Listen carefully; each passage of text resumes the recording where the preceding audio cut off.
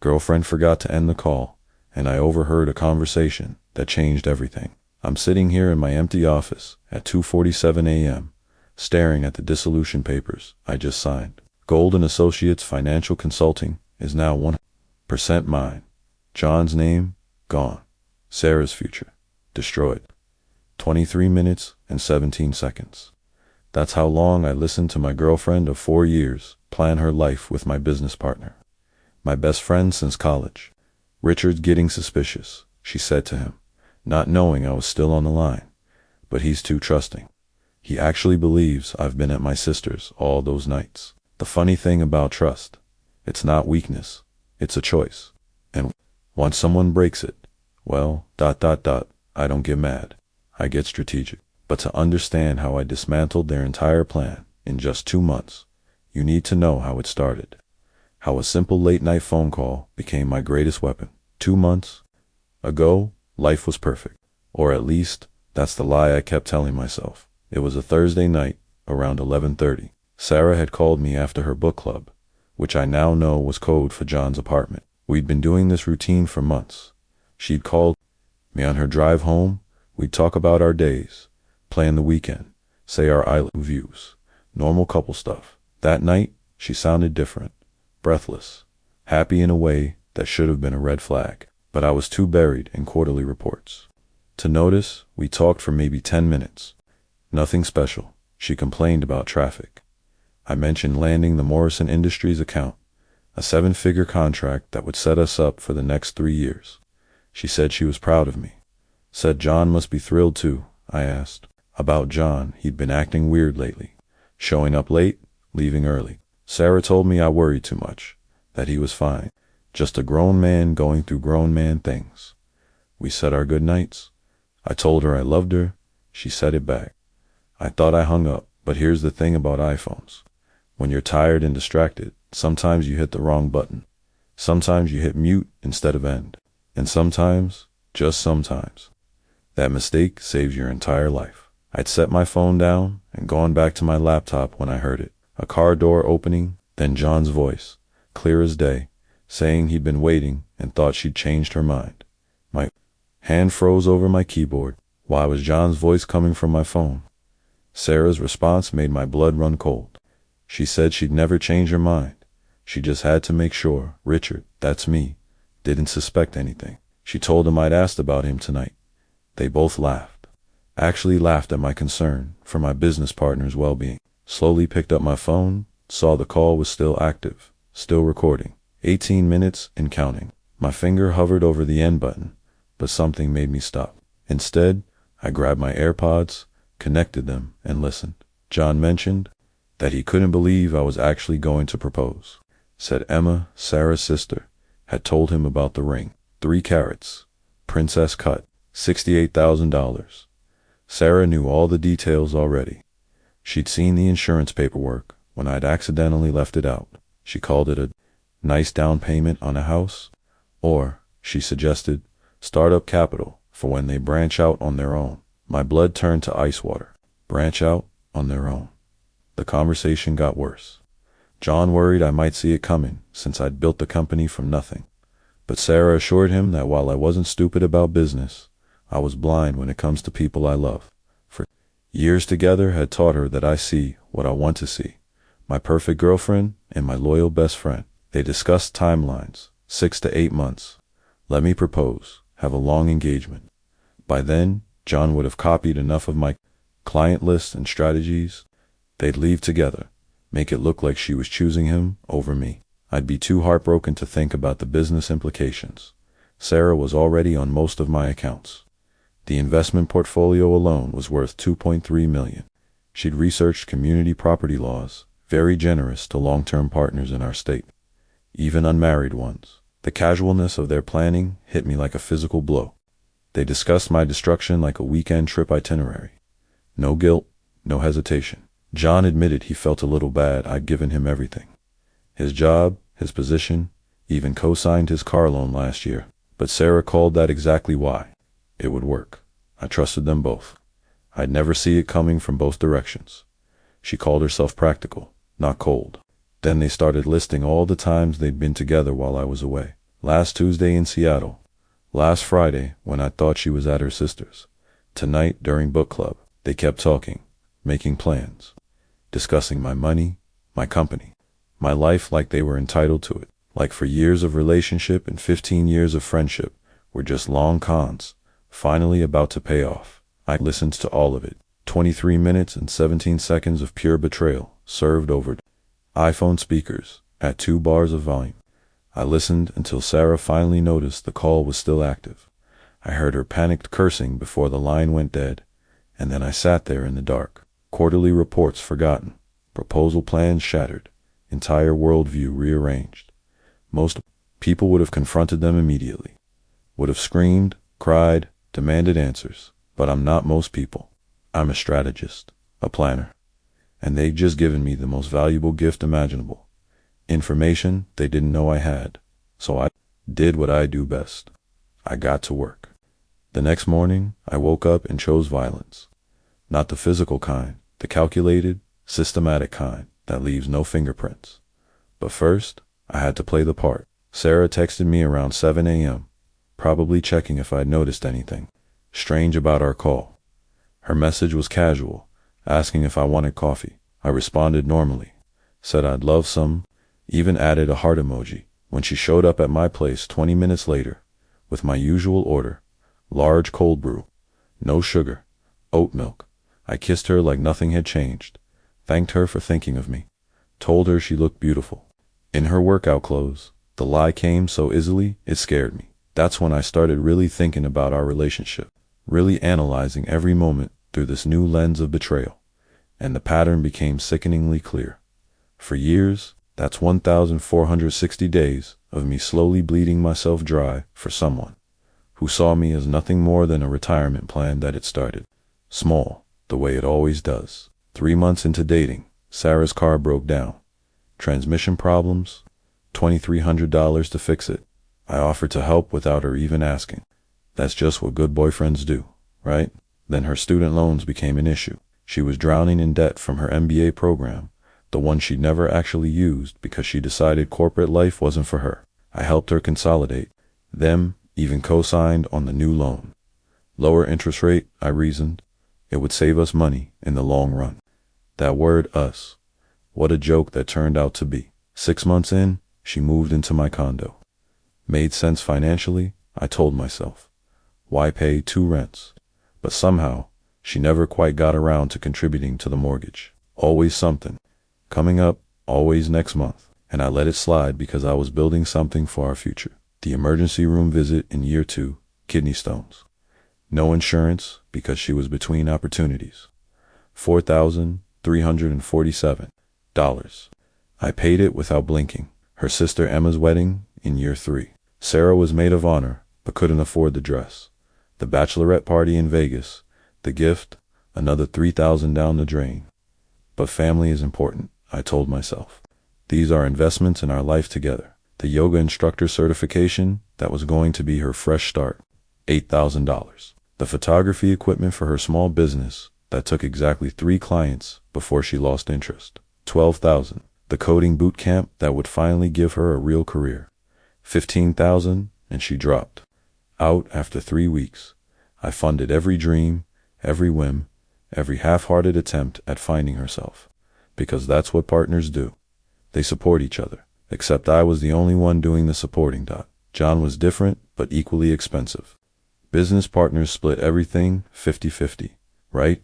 Except John's 50% always seemed to come up short. The company car he needed because his credit was shot, I co-signed. The business trips where he'd upgrade to first class and expensive. Hotels, billing the company card. The client dinners that somehow always included 20-year-old scotch and Wagyu beef. But the real drain was subtler.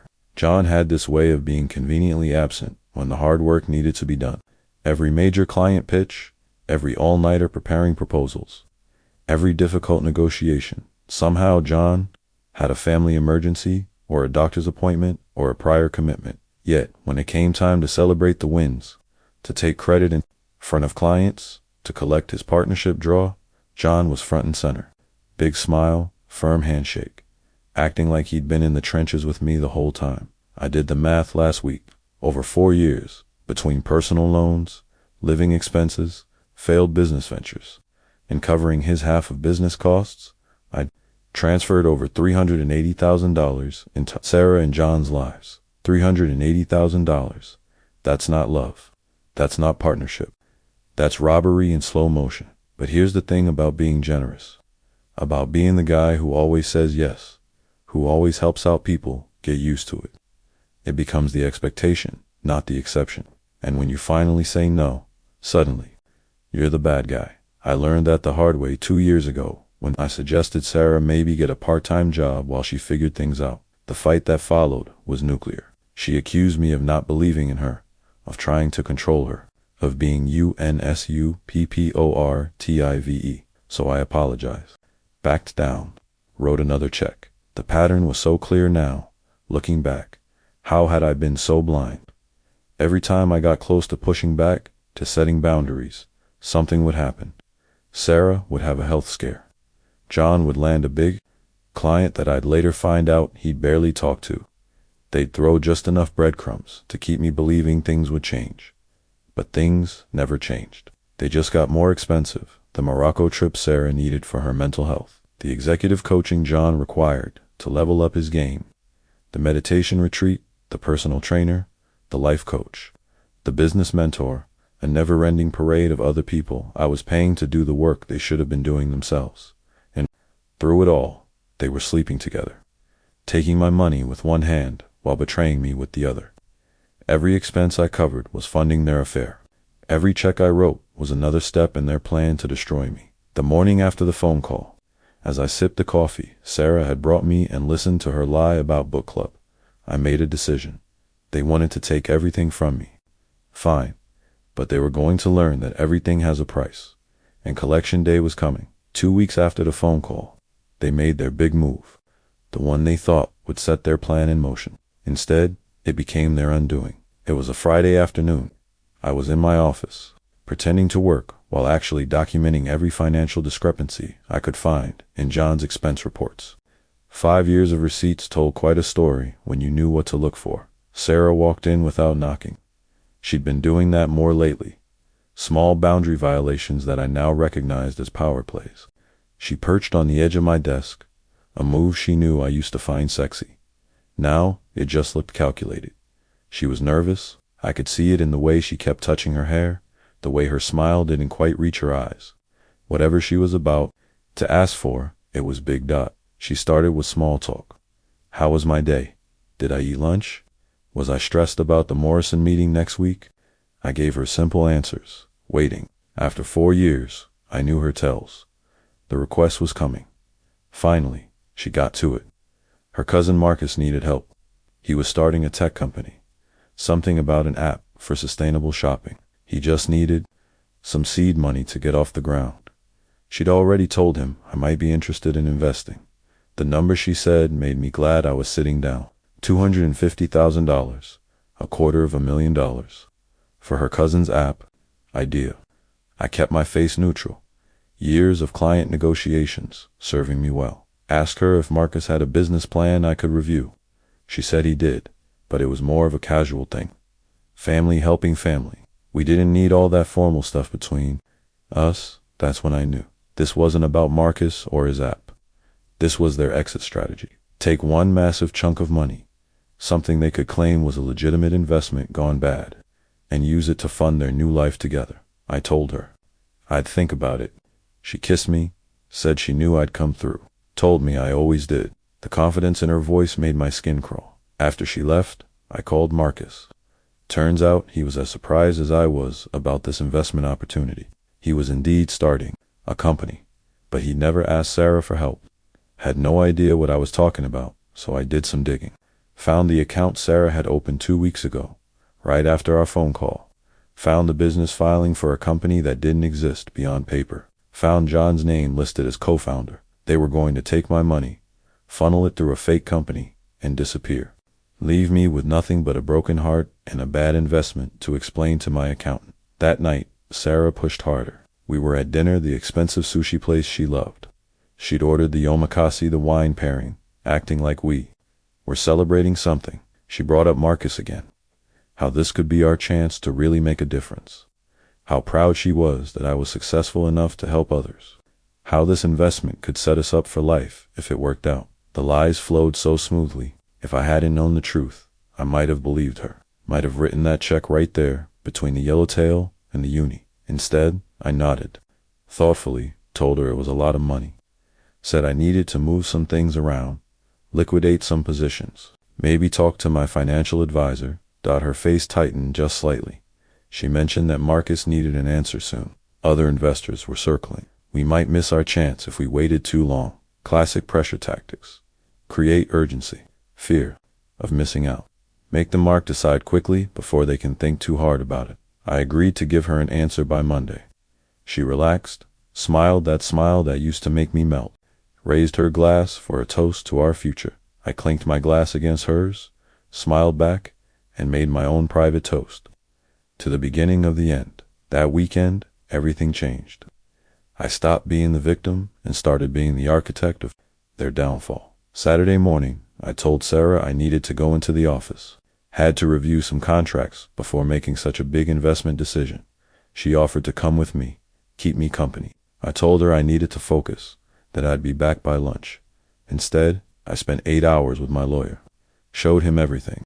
The expense reports, the phone recording I'd managed to save, the fake company documentation. He looked at me with something between pity and admiration. We drafted the partnership dissolution papers that day, created an ironclad case for John's termination with cause, documented every breach of fiduciary duty, every misuse of company funds, every violation of his employment agreement. But the masterpiece was the trap I set for the Marcus investment. My lawyer helped me create a paper trail that would expose their fraud the moment they tried to cash that check. Wire fraud, investment fraud, conspiracy. The kind of charges that come with federal investigations and serious jail time. Sunday night, I told Sarah I'd made my decision. I'd invest in Marcus's company, but I wanted to do it right. Lawyers, contracts, proper documentation. To protect both of us, I said, to make sure our investment was secure. The panic in her eyes was beautiful. She tried to backtrack, said maybe it wasn't such a good idea after all. Marcus had found other funding. We should probably pass. But I insisted. No, this was a great opportunity. I'd already had my lawyer draw up the papers, set up the meeting for Tuesday. Marcus, me, Sarah, and MY legal team, we'd make it official. She excused herself to the bathroom, was gone for 15 minutes. I knew she was texting John, trying to figure out how to salvage their plan. When she came back, her face was pale. She tried one more time Monday morning, said she'd been thinking, and maybe we were moving too fast. Maybe we should focus on our relationship instead of business ventures. Maybe we should take that trip to Europe we'd been talking about. I agreed completely. Said we should definitely travel. Right after we finalized the Marcus deal, I'd already put the wheels in motion. I told her. Didn't want to disappoint her cousin. That's when I saw it. The moment she realized she was trapped. The moment she understood that something had shifted. That I wasn't the same trusting fool I'd been 2 weeks ago. But what could she do? Admit. The whole thing was a scam. Confess to the affair. She was committed to the lie now, and we both knew it. I went to work Monday like normal. Had meetings. Reviewed contracts. Had lunch with John, who spent the entire meal sweating through his shirt. He kept trying to bring up the future of the company, talking about expansion plans and new opportunities. I smiled and nodded and told him I had some big changes planned. Said he'd find out everything on Tuesday. That night was the last time Sarah and I would ever be in the same room. She tried everything. Tears, seduction, even a half-hearted attempt at confession, saying she'd been keeping something from me but couldn't find the words. I held her while she cried, told her everything would be clear tomorrow, that Tuesday would be a new beginning for all of us. I wasn't lying. It would be a new beginning. Tuesday morning arrived like Christmas and a funeral combined. I got to the office at 6 a.m. My lawyer was already there with his team. We'd transformed the conference room into a war room. Documents lined the walls. Bank statements, expense reports, screenshots of text messages I'd managed to recover from our shared cloud storage. Sarah never did understand how digital footprints worked. At 8:30, I called John into my office.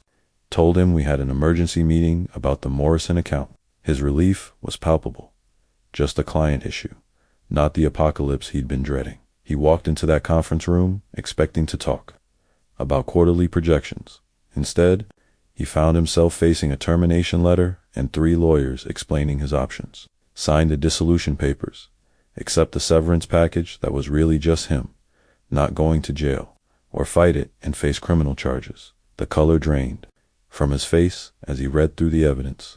5 years of skimming, personal expenses hidden as client entertainment, the fake consulting fees paid to a company registered in Sarah's name, the meetings with our competitors, shopping our client list for his eventual exit.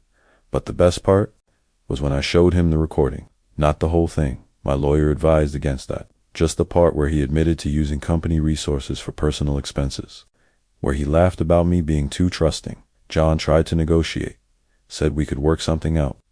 We'd been friends for 15 years. Didn't that count for something? I told him it did. It's why he was getting the option to walk away instead of being escorted out in handcuffs. He signed the papers at 9:47 a.m. By 10, building security was watching him clean out his desk. By 10:30, every client had received an email about the restructuring of Gold and Associates. By 11, his company access was revoked, his parking pass deactivated, his name removed from every document that mattered. 15 years of friendship dissolved in less than 3 hours. But I wasn't done. At noon, Sarah arrived for the Marcus meeting. She'd dressed up, playing the part of supportive girlfriend, helping with a family investment. She'd even brought Marcus, who looked confused but game to play along with whatever his cousin had cooking. The look on her face when she walked into that same conference room, saw the walls of evidence, saw John's termination letter sitting on the table. I'll remember that moment forever. My lawyer explained the situation with clinical precision: the attempted wire fraud, the conspiracy charges, the tax implications of unreported income. He laid out her options: full confession and cooperation, or federal investigation. Marcus's confusion turned to horror as he realized what his cousin had tried to do. He started apologizing, swearing he had no knowledge of the scheme. I told him I knew, told him he was free to go. This wasn't about him. Sarah tried to deny it at first, said there must be some misunderstanding. But when my lawyer played the recording, the full 23 minutes, she finally broke. The tears came fast and hard. But they weren't tears of remorse. They were tears of rage, of being caught, of watching her carefully constructed plan crumble. She accused me of violating her privacy by recording her. My lawyer explained that I hadn't recorded anything. I'd simply failed to hang up my phone. And in our state, as long as one party to a conversation consents to recording, it's perfectly legal. I was that party. Then came the bargaining. She'd sign anything I wanted, give back the jewelry, the gifts, move out immediately. Just please don't involve the police. Don't ruin her life over one mistake. One mistake. $380,000 and 4 years of lies, reduced to one mistake. I gave her 48 hours to vacate my condo. Told her she could keep the jewelry. I didn't want anything with memories attached. But the joint accounts were already frozen. The credit cards canceled. The investment portfolio she'd been counting on was moved somewhere she'd never touch it. She left that office broken, not because she'd lost me. I don't think I ever really mattered beyond what I could provide, but because she'd lost the game, been outplayed by the mark she'd thought was too trusting to fight back. The next 2 days were a hurricane of phone calls and text messages. John called 17 times, left voicemails that went from apologetic to angry to threatening to pathetic. His last message was just him crying, saying he'd lost everything: his job, his reputation, his best friend. Sarah's approach was different. She went silent for 20 hours, then hit me with a coordinated assault. Her mother called, devastated by our breakup, wondering what had gone wrong. Her father sent an email about how disappointed he was that I couldn't work things out. Emma texted asking if the family dinner was still on for Sunday. They didn't know. Sarah hadn't told them the truth. She'd spun some story about growing apart, about me choosing work over love, made herself the victim and me the cold, heartless businessman who'd broken her little girl's heart. I didn't correct them, didn't send them the recording or the evidence. That was ammunition I'd keep in reserve, insurance against any future attempts. at revenge. But I did have one conversation that mattered. Emma called me Thursday night.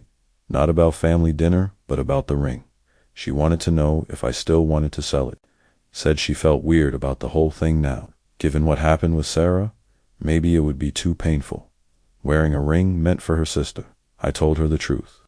Not all of it, but enough. That Sarah had been unfaithful. That things had been broken for longer than anyone knew. That the ring had been bought for a person who never really existed. Emma was quiet for a long moment. Then she asked if I was okay. Not the polite, surface-level question everyone else was asking, but really asking. I told her I would be. Eventually she said she still wanted the ring. That maybe it was poetic justice, wearing the symbol of her sister's betrayal. That maybe some good could come from all this pain. By Friday, the dust had settled. John was gone, probably trying to figure out how to explain his sudden unemployment. To the wife he'd been cheating on, Sarah was moved out, probably spinning her victim narrative to anyone who'd listen.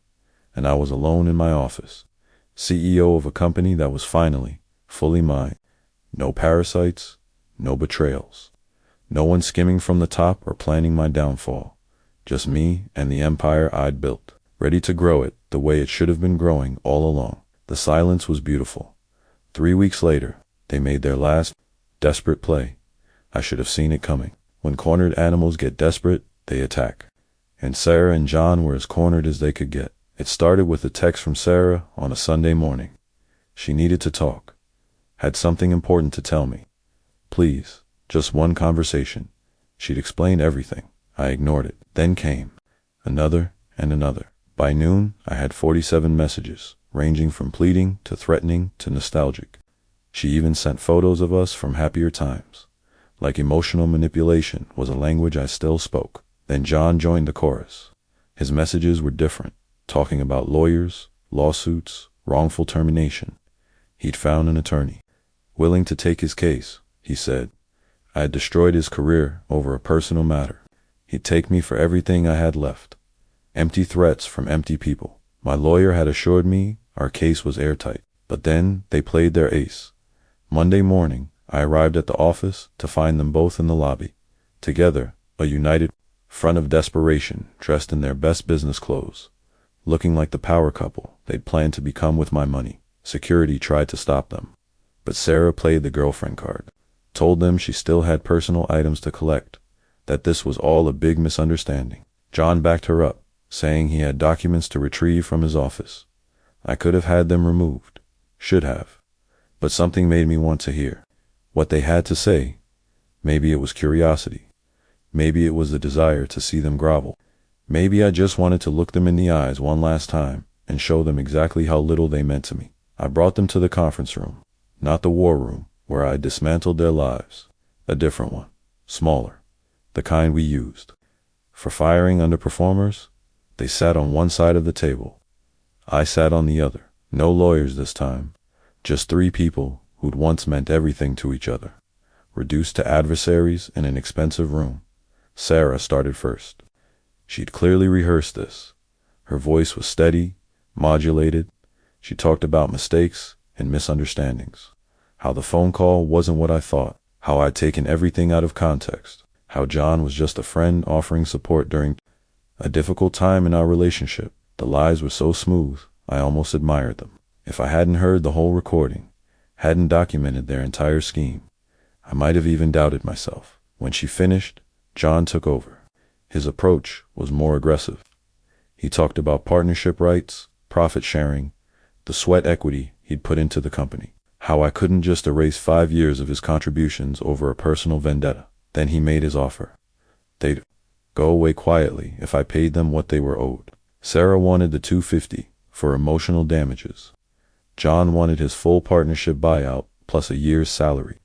Together, they were asking for $1.7 million. The number hung in the air between us like a bad smell. I let them finish. Let them lay out their terms, their threats, their carefully constructed version of reality, where they were the victims and I was the vindictive ex who'd overreacted to a misunderstanding. Then I reached into my briefcase and pulled out a single folder, set it on the table, slid it across to them. Inside were copies of every fraudulent expense report, every fake company filing, every text message between them planning their bank statements showing the money transfers, screenshots of John soliciting our clients for his new venture, photos of them together at hotels when they were supposedly in different cities. But the crown jewel was a new addition to my collection: security footage from John's apartment building. Turns out his neighbor had a doorbell camera that captured everyone coming and going, including Sarah, for the past 18 months.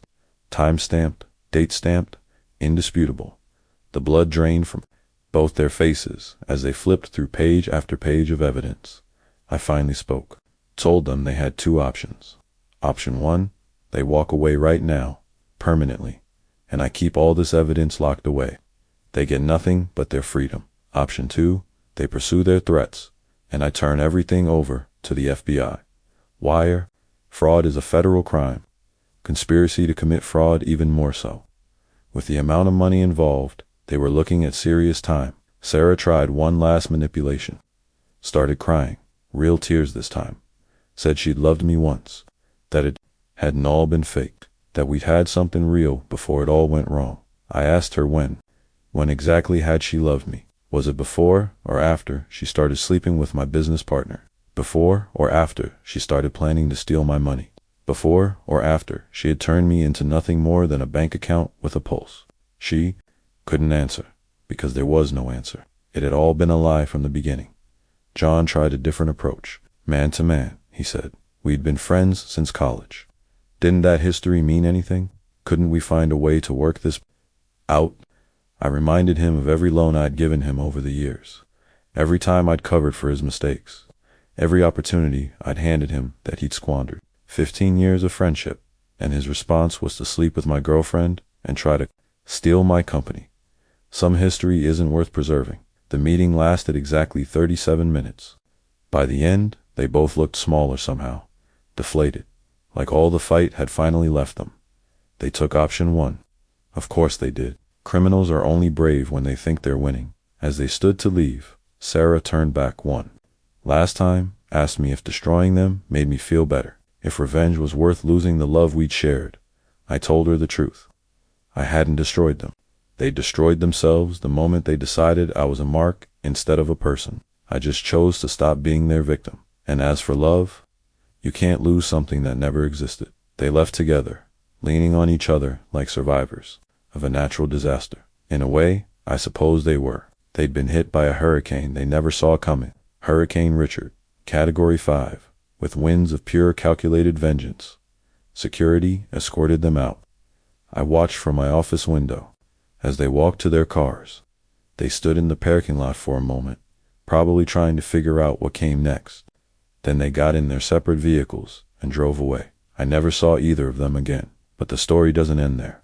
Because while I thought I'd uncovered everything, there was one more betrayal waiting to be discovered. One more twist of the knife that would change everything, I thought.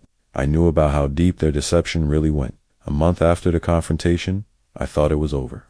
I'd reclaimed my company, exorcised the parasites, and started rebuilding. The Morrison Industries deal had gone through perfectly without John's interference. New clients were coming in. Life was good. Then Emma called Dot. She wanted to meet for coffee, said she had something to show me.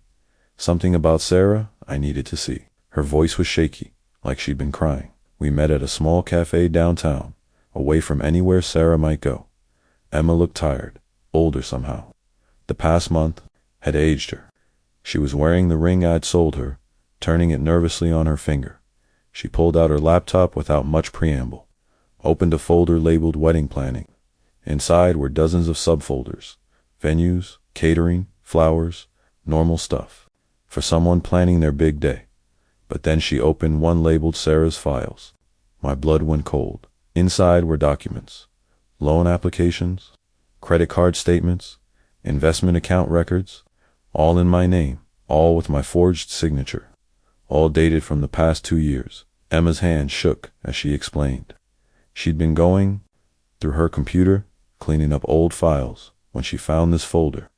Sarah had used her laptop sometimes, must have forgotten to delete these. The scope of it was staggering. Personal loans totaling $800,000, Credit cards I'd never opened maxed out to the tune of 200,000. Investment accounts drained and closed.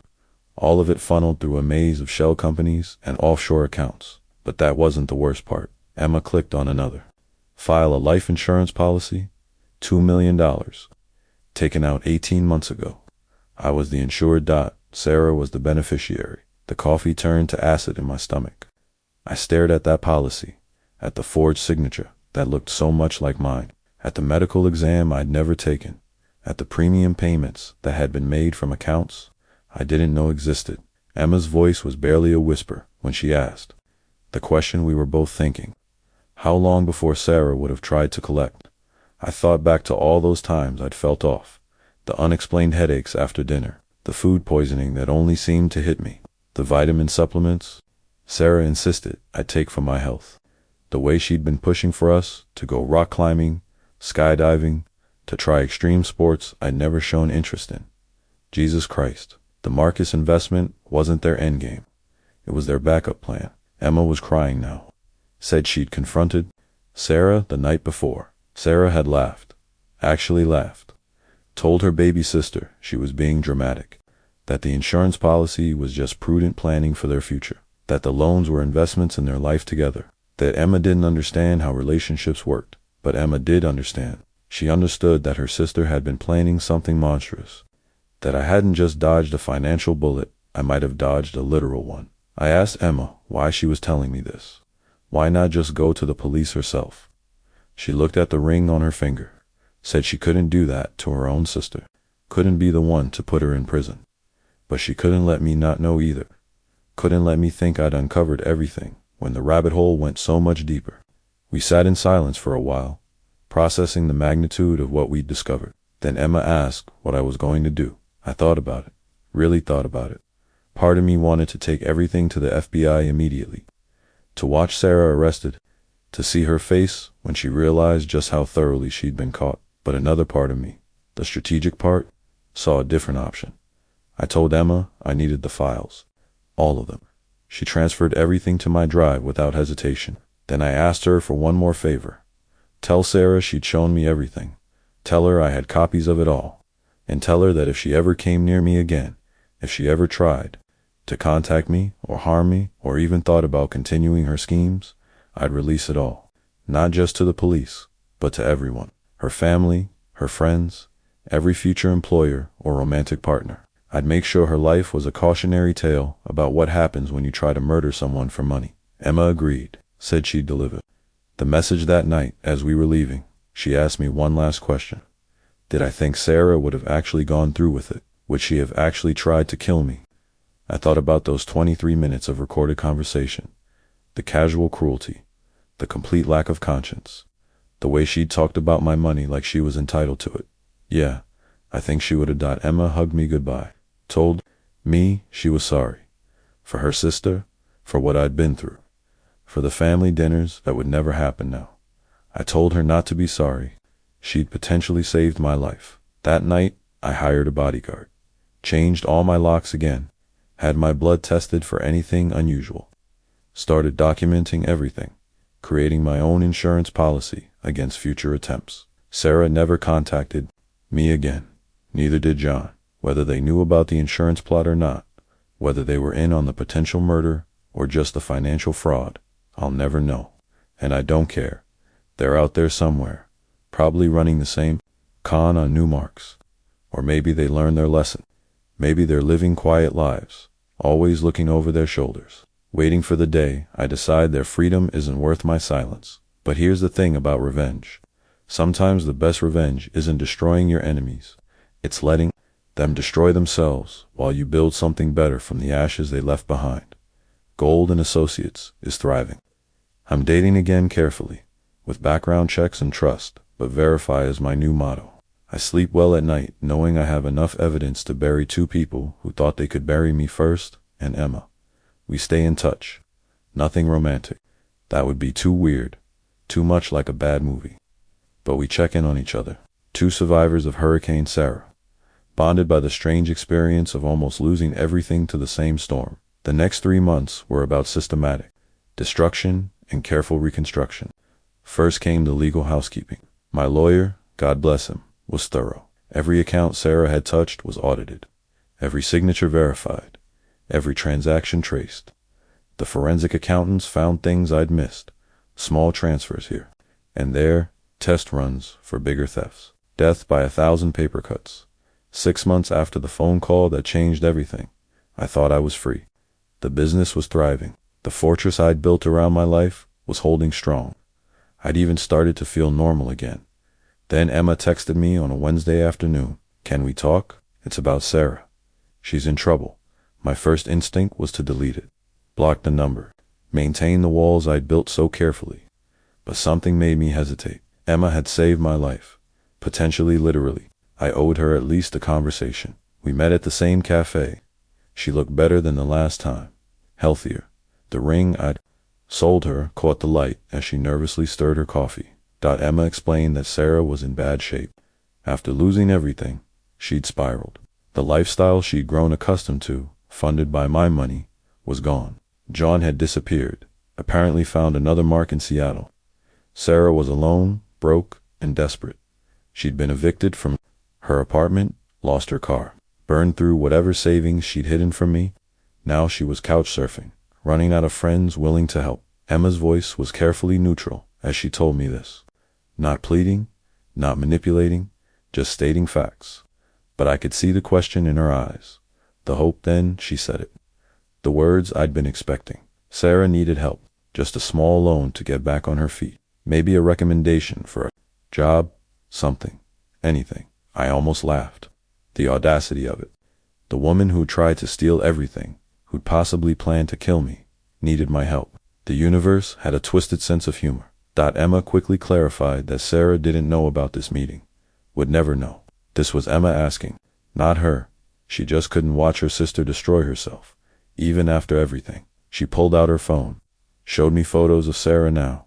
The designer clothes replaced by thrift store finds. The perfect makeup gone. The confident predator reduced to prey. She looked smaller somehow. Defeated, human. For a moment, just a moment, I felt something. Not sympathy, exactly. Maybe pity. The same feeling you get seeing a caged tiger at a rundown zoo. This creature that was once powerful, reduced to begging for scraps. Emma saw that flicker of emotion, pressed carefully forward. She wasn't asking for much. Maybe $5,000. Just enough for a security deposit and first month's rent somewhere cheap. Sarah could take it from there. $5,000. Pocket change compared to what Sarah had stolen. A rounding error in my current finances. I could afford it without even noticing. That's when I realized what was happening. This was the test. The universe checking if I'd learned my lesson. If the patterns were broken or just dormant, because it would start with 5,000, then she'd need a car to get to work, then work clothes, then medical bills, then, the cycle would begin again. And this time, I might not be lucky enough to overhear the plans for my destruction. I looked at Emma, really looked at her. Saw Sarah's sister, yes, but also saw Sarah's blood. The same family, the same upbringing, the same potential for manipulation wrapped in a prettier package. Was this real concern for her sister, or was this round two, a softer approach, a longer con, get close to the mark through his sympathy, his guilt, his lingering humanity? The paranoia tasted bitter, but it had kept me alive. I gave Emma my answer. No money, no job recommendation, no help of any kind. Sarah had made her choices. She could live with the consequences. Emma's face fell slightly, but she nodded, said she understood, said she had to try. Then she asked a different question. What would it take? What would Sarah have to do for me to forgive her, to help her? The answer came immediately. Nothing. There was nothing she could do. Some bridges, once burned, stay ash. Some trusts, once broken, stay shattered. Some people, once revealed, can't be unseen. Sarah had shown me who she was. Believing her the first time had cost me 4 years and $1 million. Believing her a second time might cost me my life. Emma finished her coffee in silence. As she prepared to leave, she made one last attempt. Not for money, for advice. What should she tell Sarah? How could her sister move forward? I thought about it. really considered what wisdom I could offer to the woman who tried to destroy me. The answer was simpler than expected. Tell her to find a new mark. Someone who hadn't learned to spot the red flags. Someone who still believed love meant giving everything and expecting nothing. Someone who hadn't yet paid the price for trust, but also tell her to be careful, because the next mark might not be as civilized as I was, might not settle for legal revenge, might not stop at financial destruction. Emma left without another word. I watched her go, wondering if I'd just passed a test or failed one, wondering if mercy was weakness or strength, wondering if Sarah was really suffering or if this was just act 2 of a play I'd refused to attend. 2 days later, I got a text from an unknown number. One line, "I'm sorry for everything." I knew it was Sarah, knew she'd gotten my message through. Emma knew this was her last attempt to create an opening, a crack in my defenses she could exploit. I deleted it without responding, blocked the number, added another layer to my fortress. Because here's what I'd learned in those 6 months. Forgiveness isn't always virtuous. Sometimes it's stupid. Sometimes the best thing you can do for someone is let them live with the consequences of their choices. And sometimes the best thing you can do for yourself is remember that when someone shows you who they are, believe them the first time. Sarah had shown me a predator, a parasite, a potential killer. No amount of suffering would change that fundamental nature. It would only make her hungrier, more desperate, more dangerous. So I chose safety over sympathy, self-preservation over second chances, peace over the drama of re-engagement. And I slept well that night, better than I had in months, because I'd finally, truly, completely closed that chapter of my life. No loose ends, no loose diffs, no door left cracked for manipulation to slither through. The test was over. I'd passed. The temptation to return to old patterns, old weaknesses, old versions of myself was gone. I was someone new now, someone harder but wiser, someone who learned that the price of trust is eternal vigilance, and that some people simply aren't worth the cost. 1 year later, I'm sitting in my office at 2:47 a.m. again. Same hour, same minute, different man. The company just closed its biggest deal yet, $15 million. A contract that would have been impossible with John's mediocrity dragging us down. The success tastes sweeter because I built it alone. No parasites, no false partners. Just me and the team of professionals. I pay fair wages for honest work. My phone buzzes. Emma, we still text occasionally. Careful messages. Surface level, she tells me Sarah found work as a receptionist at a dental office 2 states away. Living quietly. No more schemes. At least none Emma knows about. I tell Emma I'm glad. And I am. Not for Sarah, but for whoever she might have targeted next. Sometimes the best outcome is when predators become prey long enough to lose their taste for the hunt. The office is different now. Bright, alive, no shadows. Where betrayal can hide. The walls display awards, achievements, proof that Golden Associates didn't just survive, it thrived. Every success a middle finger to the people who thought they could tear it down from the inside. I'm different too. The trusting fool who would hand over his credit card to anyone with a sad story is dead. Murdered by the woman who claimed to love him and the friend who called him brother. What rose from those ashes is someone harder, smarter, better, but not bitter. That's the part that surprises people. They expect anger, resentment, a man consumed by revenge. Instead, they find someone at peace, because I won. Not just the money or the company, but the game itself. I learned the rules, played better, and walked away with everything while they walked away with nothing. The dating thing is progressing slowly. I met someone 6 months ago, a lawyer, ironically. Someone who understands contracts and clauses and the importance of trust, but verify. We take it slow, separate finances, clear boundaries. It's not romantic in a traditional sense, but it's honest, real, safe. She knows the whole story.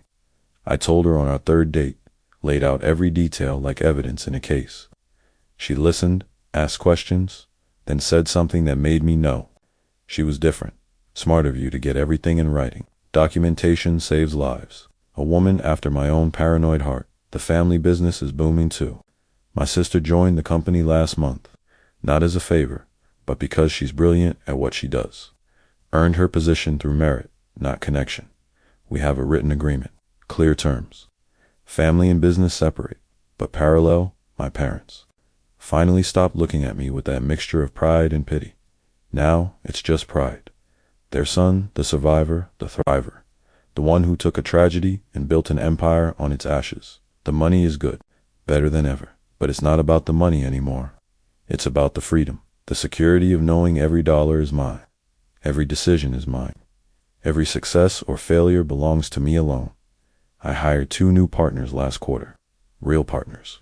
This time, people with their own money, their own clients, their own reputations to protect. We have contracts that would make a mob lawyer proud. Mutual destruction if anyone tries what John tried. Aligned interests. Trust through verification. Sometimes I think about the road not taken, where I'd be if I'd hung up properly that night. If I'd never heard the truth, would I be married to Sarah now? Would John be CEO of half my company? Would I be dead, the victim of an accident that wasn't? The thought doesn't haunt me. It motivates me. Every good decision I make, every boundary I set, every success I achieve is a reminder that I'm living a life they tried to steal. But here's the real resolution, the truth that took me a year to understand. I'm not the victim of this story. I'm not even the hero. I'm just a man who learned an expensive lesson about the nature of trust and the price of naivety. Sarah and John weren't villains. They were teachers. Expensive ones, sure, but the best lessons always are. They taught me that love isn't sacrifice, that friendship isn't blind faith, that success shared with the wrong people isn't success at all. They taught me that the most dangerous lies are the ones we tell ourselves, that the red flags we ignore don't disappear, they multiply, that when someone shows you who they are, you better damn well believe them. Most importantly, they taught me that surviving isn't about becoming hard, it's about becoming smart. It's not about building walls. It's about installing better gates. It's not about never trusting again. It's about trusting with verification, with boundaries, with the knowledge that everyone is capable of betrayal, given the right motivation. I don't hate them anymore. Hate requires energy I'd rather spend on building I nothing them. They're not worth the neurons it would take to maintain active antipathy. They're just cautionary tales I happen to have lived through. The scar they left isn't visible, but it's there. A reminder, a teacher, a strange kind of gift, because that scar led to this life, this success, this freedom, this version of myself that is smarter, stronger, and infinitely more valuable than a naive fool who used to write checks to anyone with a sob story. So thank you, Sarah, thank you, John, thank you for showing me who you were. Thank you for the 23 minutes that saved my life. Thank you for the betrayal that became my salvation because of you. I learned the most important lesson of all. The only person responsible for protecting your life, your money, and your future is you. Everyone else is just a potential threat or a verified ally. There is no in-between. There is no benefit of the doubt. There is only what you can prove and what you can protect. And I can protect everything now. It's 3 a.m., time to go home. To my fortress, to my life, to my future that belongs to no one but me. The office lights shut off automatically as I leave. In the darkness, I can almost see the ghosts of what was. The trusting fool writing checks. The betrayed man discovering the truth. The survivor building something better. But ghosts can't hurt you if you don't believe in them. And I don't believe in anything anymore except what I can verify. Trust but verify. The motto of the survivor. The creed of the wise. The prayer of those who've paid the price for faith and lived to tell the tale. I step into the elevator, press the button for the parking garage, and smile. Because I'm not the villain of this story, no matter what Sarah and John might tell people. I'm not the one who lied, cheated, stole, and possibly planned murder. I'm just the one who refused to be the victim. The one who fought back. The one who won. And in the end, that's all that matters. Not the money they tried to take. Not the love that was never real. Not the friendship that was always a con. Just a simple, beautiful fact that I'm still here, still standing, still building. They tried to bury me. They didn't realize I was a seed. And now, I'm a whole damn forest. Wild, free, untouchable. The parking garage is empty, except for my car. New model, paid in cash. No loans, no cosigners. No one else's name on anything I own. I slide behind the wheel, start the engine, and drive out into the night. The city passes by in a blur of lights. Somewhere out there, Sarah is probably lying to someone new. John is probably skimming from another company. Emma is probably still wondering if she did the right thing by showing me those files. But that's their story now. Their choices, their consequences, their lives to live or ruin as they see fit. My story, it's just beginning. And the best part, I'm the only author. No ghostwriters, no co-conspirators, no hidden agendas. Just me, my verified allies, and a future. That's mine alone too, right? Girlfriend forgot to end the call. And I overheard a conversation that changed everything. Best mistake she ever made.